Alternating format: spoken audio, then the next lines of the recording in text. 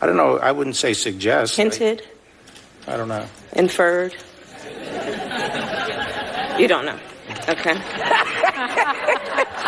I don't know how many other words she could have used. She's a prosecutor, right? Yeah, she is. Definitely done this before. That's what was fascinating when you saw Senator Blumenthal, Senator Harris, Senator Durbin, Senator Leahy. What they all had in common is that they have a JD behind their names, and they were all either prosecutors or government attorneys. It makes me want to get that behind my name. I'm telling you, you know, the training is you learn how to ask questions and you learn how to extract information. And those were the ones that I thought were just the most impressive in terms of extracting that information. I mean, you know, when the notion that somehow William Barr did not understand what suggested meant was kind of shocking to me. And it didn't sound like he was really a dude who was into answering the questions. Like, and honestly, I mean, it's like, you know, why not? Because this is a very dangerous precedent to me. I said this yesterday.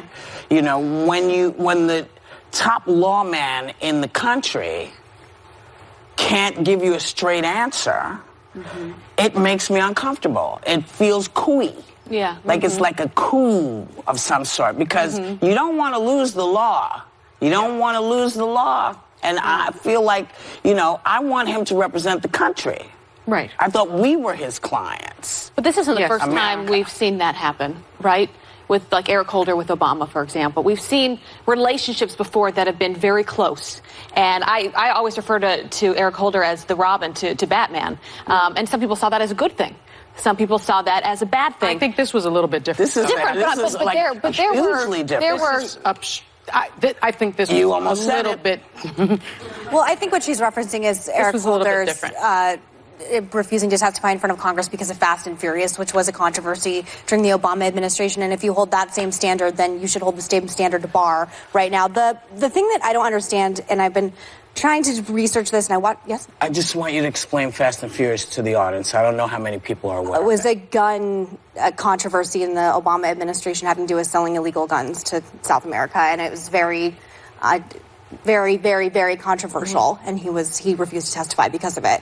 Wasn't he held in contempt? Yes. But Barr testifying, I think, and being that evasive is very different than Eric Holder having a relationship, a friendly relationship. And this is not a comparison game, and that's not the reason I brought it up, because I hate that. I hate the whataboutisms of like, well, then this happened. Good. Because what we're talking about is what happened yesterday, which was Barr testifying. What I was saying? Just really quick, thank you. Okay, so first and foremost, he's not a Trump lackey, and I think the idea that Barr is some Trumpafite is disingenuous. He worked under Bush 41. He's an experienced attorney.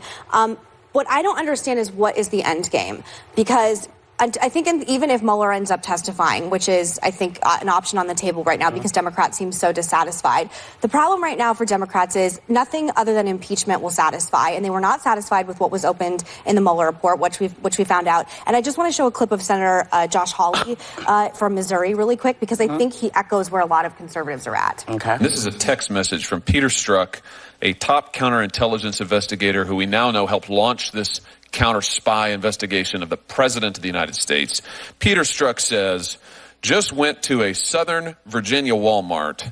I could smell the Trump support. An unelected official in this government who clearly has open disdain, if not outright hatred, for Trump voters, like the people of my state, for instance. I could smell the Trump support, then tried to overturn the results of a Democratic election. That's what's really gone on here. That's the story. Start with this. That is actually not the story, because both of those FBI agents were taken to task and sort of exposed and removed.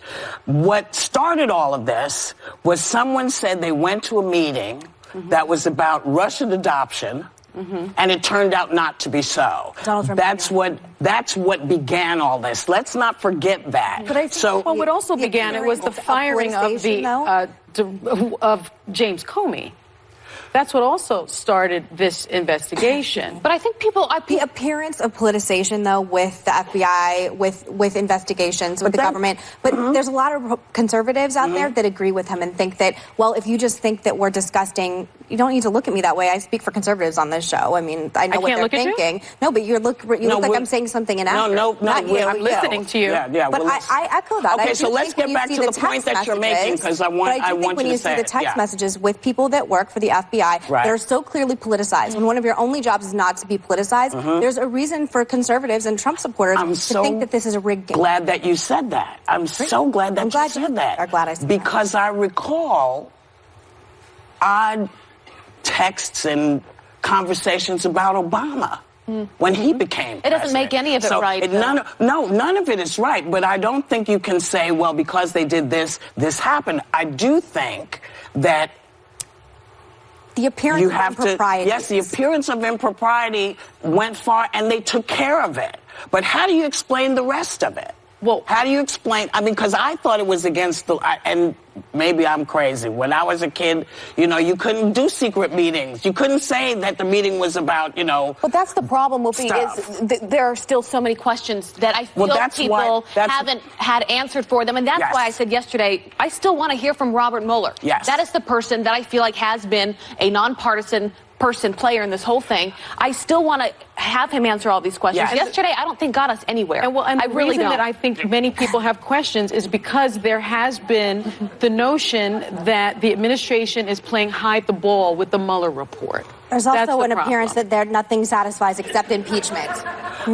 well, there's also the idea that everybody has questions, whether you're left, right, center. It is our country, and we should be asking questions that are pertinent. We'll be back. Thank you. All right.